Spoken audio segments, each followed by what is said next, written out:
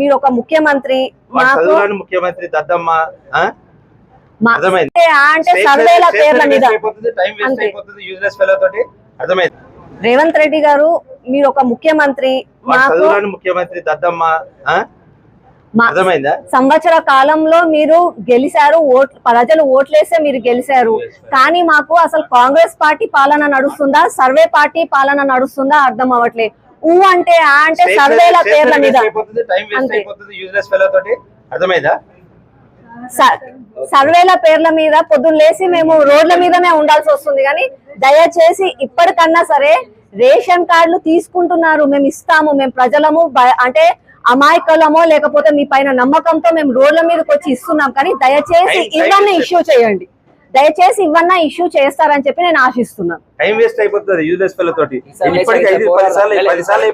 మన డివిజన్ లో పెట్టుకున్న వాళ్ళందరూ కూడా రాకుంటూ ఊరుకునేది లేదు.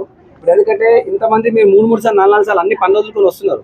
సో మనకి గౌరవం ఇవ్వాలి. ఇప్పుడు వాళ్ళు పెట్టిన ప్రాసెస్ తప్పనట్లేదు, ఓకే గవర్నమెంట్ పని గవర్నమెంట్ చేసుకొని, కానీ ఇవ్వకుంటే బాధేస్తుంది. అంటే ఎన్నిసార్లు వచ్చి పెట్టినా ఇయ్యలేని కోపం అట్లా కదండి, బాధేస్తుంది.